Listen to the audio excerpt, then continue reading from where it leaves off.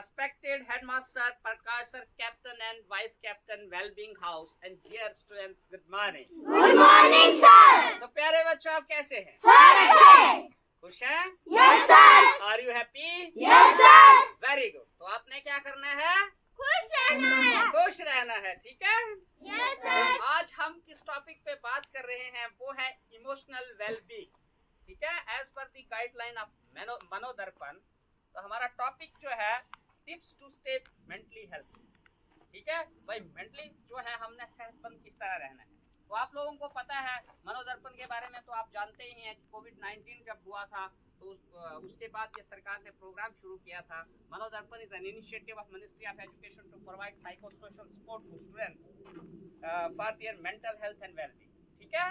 Yes, बच्चों को psycho social support दी जाए ताकि उनका दिमागी जो तवाज़न है वो बना रहे, उनकी सेहत बनी रहे और वो खुश रहें, ठीक है? तो उसके अनुसार आज हमने बात करनी है tips to stay mentally healthy, कि हम भाई दिमागी तौर किस तरह से फिट रह सकते हैं। तो जो हमारी स्वास्थ्य है, जो हेल्थ है, उसकी डेफिनेशन है। हेल्थ का मतलब होता है कि when we are physically, mentally and socially, जब हम जिस्मानी फिट है, दिमाग हमारा सही है और समाज में हम अच्छी तरह से फिट बैठते हैं तो हम सेहतमंद हैं, ठीक है ना? खाली फिजिकली हम मोटे हो रहे हैं तो उसका मतलब हम सेहतमंद नहीं है। हमारा दिमाग काम नहीं कर रहा है ढंग का तो हम सेहतमंद नहीं है। हम समाज में लड़ाई झगड़ा कर रहे हैं तो हम सेहतमंद नहीं है। अगर हम इन तीनों चीजों में पूरी तरह से फिट हैं तो देन वी आर हेल्दी, फिर हम क्या हैं? सेहतमंद हैं। समझ आई? तो आज का हमारा जो टॉपिक है कि हमने अपने दिमाग का तवाज़न किस तरह से बनाए रखना है, उस पे हमने डिस्कस करनी है। तो सबसे पहली बात है, हमने क्या करना है? हमने करना है कि what is in our control and what is not in our control. हमारे कंट्रोल में क्या चीजें हैं और कुछ ऐसी चीजें जो हमारे कंट्रोल में हैं। ऐसी चीजें जो आपके कंट्रोल में हैं उस पे आपने चिंतन मंथन करना है, उसके बारे में सोचना है और उस पे मेहनत करना है। मिसाल के तौर आपके हाथ में क्या है? मेहनत करना। आपको जो लेसन पढ़ाया जाता है उसको आपने रिपीट करना और उसको याद करना, ये आपके हाथ में। उसके कितने मार्क्स मिलेंगे वो आपके हाथ में नहीं है, नहीं है ना? तो उसकी आपने चिंता ही नहीं करनी। हमारे धर्म के अनुसार ये है कि कर्म करते जाओ और फल की चिंता मत करो। तो बस अगर आप कर्म करते हैं और फल की चिंता नहीं करते हैं तो यू आर मेंटली फिट। तो आप मेहनत करते नहीं हैं और टेंशन लेते हैं, यार मेरा रिजल्ट आएगा, कैसा आएगा, मैं फेल हो जाऊंगा, तो आपका दिमाग फिट नहीं हो सकता है। तो आपने पहली शर्त ये रखनी है कि आपने वही काम करना है जो आपके कंट्रोल में है। आपके कंट्रोल में मेहनत करना है तो आपने मेहनत करना। फल जो है वो जिसके कंट्रोल में है वो आपको फल मिल ही जाएगा, ठीक है?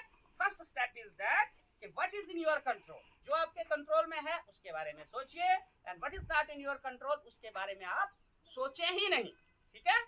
समझ आ गई? Next is sharing.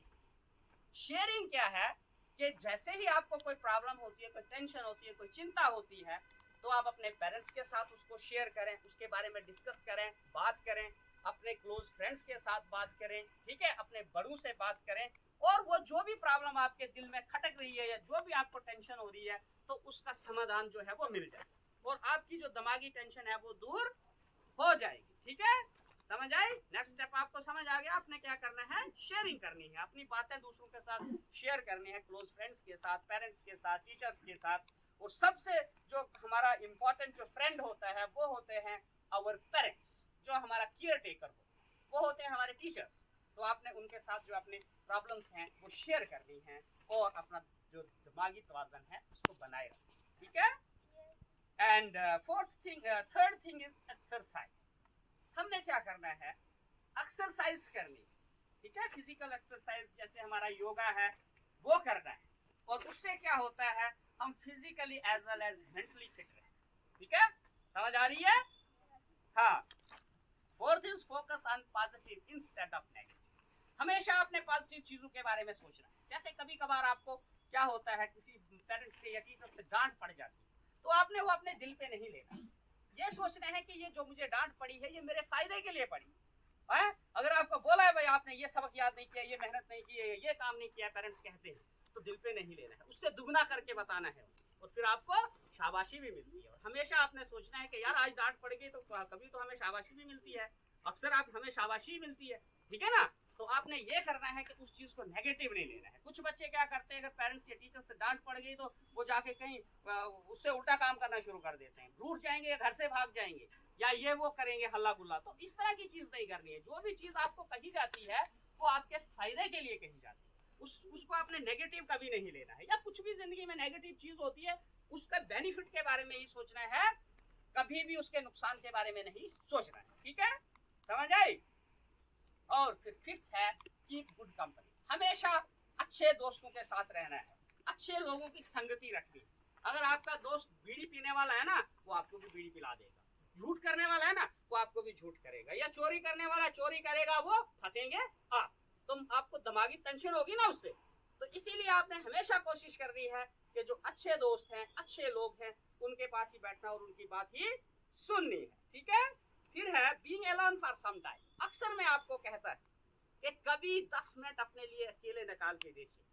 दिन के 10-5 मिनट आपने जरूर अकेले बैठना है, अपने बारे में सोचना है, नेचर को ऑब्जर्व करना है। अपनी खिड़की के पास बैठ जाइए, वहां से चारों तरफ नजर डालिए, आपके साइड वाइड जो परिंदों की आवाजें हैं उनको ऑब्जर्व कीजिए, सुनिए उनको, ठीक है, समझ आई। तो वो भी आपको जो है वहां से भी आपको दिमागी जो सुकून है वो मिल सकता है, ठीक है।